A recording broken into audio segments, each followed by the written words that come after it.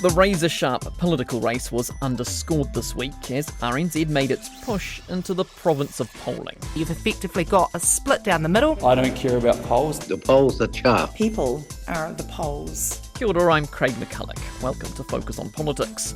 And this week, a focus on the new RNZ-Reid Research Poll. RNZ announced its venture last month, securing the future of the long-standing survey, which had been held by the now-defunct Newshub. The first survey was conducted from March the 21st through to the 27th on the tail end of the Prime Minister's successful trade mission to India. 1,000 people were interviewed online, sourced from a research company panel, and then weighted to ensure a representative cross-section.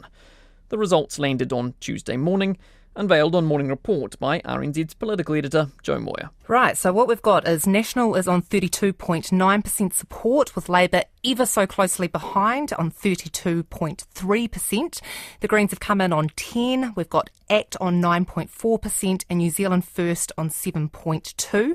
Te Pāti Māori rounds out those political parties with 5%. That's a threshold, of course, that is needed to return to Parliament.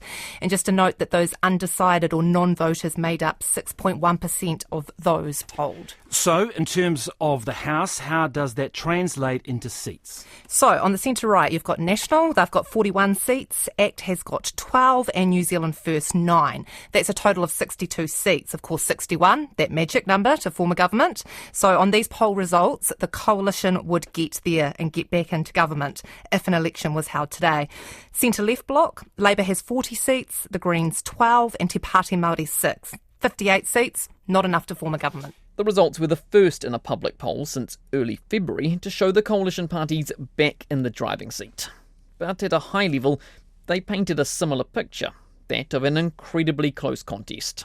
That was further illustrated by the finding of another question.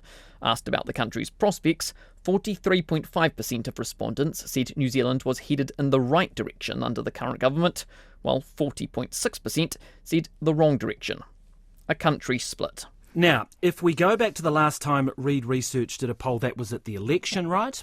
So those numbers would show the government has come off a little bit, or certainly they've lost some support. But overall, if you put this poll into the context of other political opinion polls of the last few months, would the government be reasonably happy with this, that they've sort of snuck back into the lead in terms of the coalition? Yeah, if you look at the comparison to the election result, you have National in this poll, they're down 7 seats if you look back to that election result. The Greens lost 3 seats. They're the two that went down. And then you've got Labour who gained 6 seats, ACT gained 1, New Zealand First gained 1, and no change there with Te Pāti Māori. So in terms of the coalition, yes, it has dropped away from the election result. But at the same time, that centre-right bloc, if you look at other polls that have been going on since early February, we've had 4 public polls that have actually had the centre-left bloc ahead. This is the centre-right now ahead. They will be pleased with that result.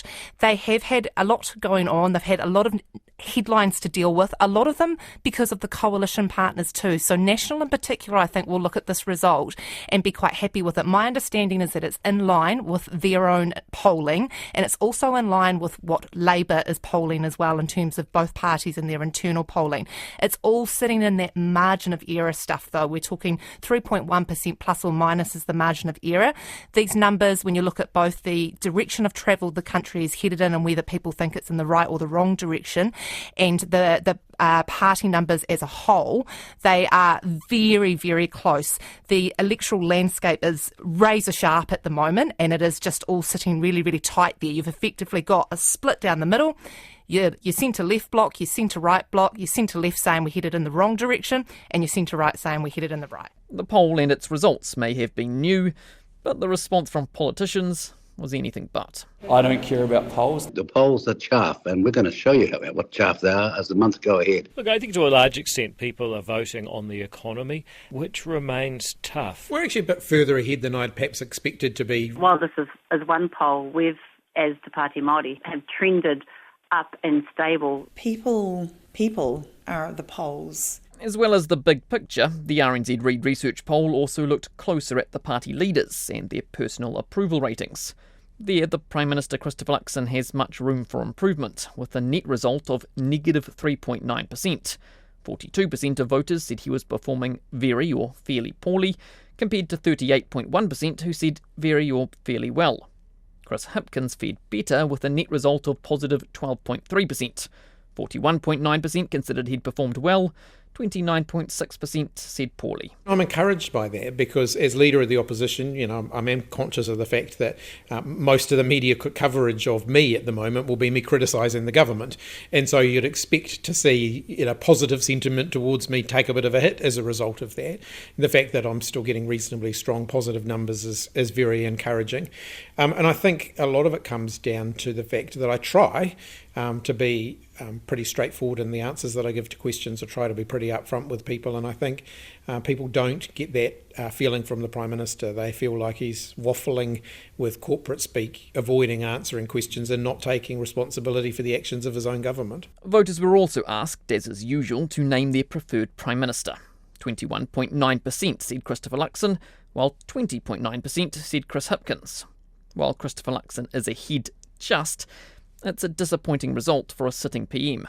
Take a look at Sir John Key's first term, where he mostly bounced around the 50% mark, or Dame Jacinda Ardern's, commonly polling above 40%.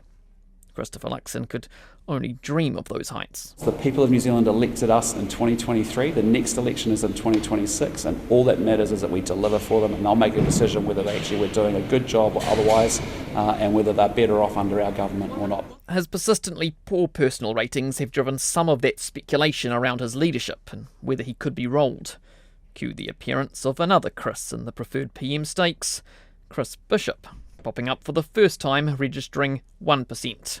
One might recall how attention intensified on Christopher Luxon when he first appeared in those ratings as a national backbencher. I just think we've got a great team. Honestly, we have a great team. And when you think about it, what we have achieved and from where we have come from in 2020 to where we sit today in government, and with the team that we have built, with the right ministers on the right assignments doing a great job, and man, Chris Bishop's doing an excellent job. Look at his work on infrastructure, look at his work on housing, look at transport, look at RMA reform. So he's up in Singapore this week, and I hope he's learning lots from that as well about how to bring some of the insights around infrastructure and housing management back here. The tight race seems to be manifesting in different ways. The minor parties in particular are increasingly staking out more provocative positions. One only needs to look at the war between New Zealand First and the Greens this week, which National and Labour desperately sought to stay clear of. But what does Bussy Galore mean? What does it mean with all those photographs? We are deeply concerned that the Deputy Prime Minister has doubled down on disinformation. I don't want to comment on another party's candidate. I can talk about what we do. Look, I said everything I want to say about that issue yesterday, and that's where I'll leave it. Or consider Te Pāti Māori in its snub this week against the Privileges Committee, currently weighing its response to last year's haka in Parliament, protesting the Treaty Principles Bill. We're not sorry. Would we do it again? In a heartbeat. We will be offering one final chance. This is not about a silly little Privileges Committee and their silly little rules. It's never wise to denigrate Parliament. The institution of Parliament doesn't hold respect for Tiwi Māori. I've had enough of these cultural smiths. The dynamic was raised on Friday's political panel on Morning Report, prompting an explosion of exasperation from the Herald's outgoing political editor, Claire Trevett. I have to say I just find it exhausting and I've been quite frustrated with it. As you know, I've decided to leave my job, and so I've just kind of been sitting back and watching it all. And the amount of oxygen that they put into talking about absolute freaking nonsense has gobsmacked me. It's like Te Pāti Māori talking about whether or not they're going to subject themselves to some parliamentary process of the Privileges Committee or not, instead of talking about issues that actually matter to their voters. The whole war on the woke is kind of, I mean, yes, that's playing to the base and it's kind of vaguely entertaining, but Jesus, they talk a lot of nonsense sometimes. And over recent weeks, I can say they've put up a great case for a return to FPP. Well, through the Reid Research Poll, RNZ also posed a range of topical questions to voters on subjects which have attracted attention this year.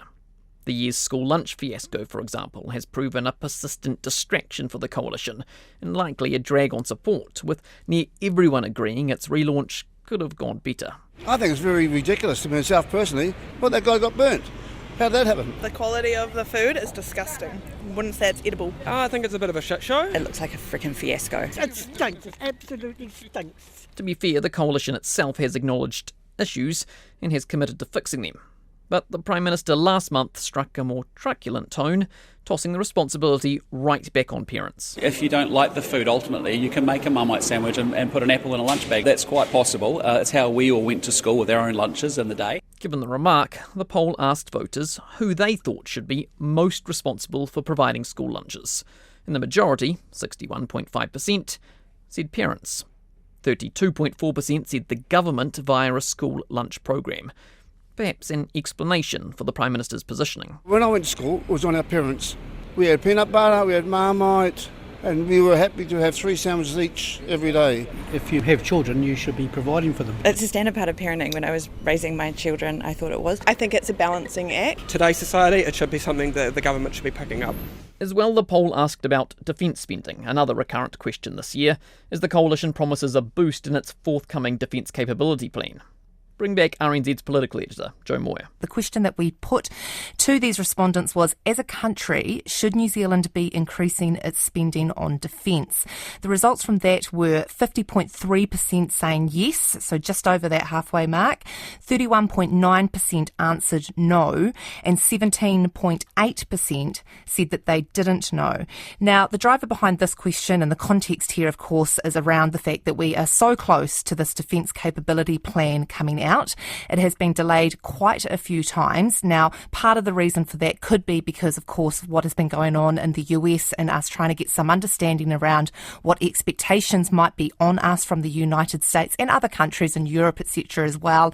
And the climate that we're now living in, the world we're living in, the geopolitical, geostrategic sort of situation going on, not only over on that side of the world, but obviously in our backyard too in the Indo-Pacific, and what's sort of going to be required. So that defence capability plan is going to be out. It could be in the next few days. It could be in the next couple of weeks. Judith Collins keeps on saying it's coming. So we were keen to talk to people, talk to New Zealanders about whether they think that an increase in spending on defence would be justified, because we have heard from all coalition parties that they believe that we do need to up our spending here, and that is what we are anticipating will happen when that defence capability plan comes through. Yeah, so just over half saying they support an increase. I mean, it wouldn't have been too long ago that I dare say that answer, that response would have been completely different. But yeah, people are adjusting to the situation we find ourselves in. Adjusting indeed.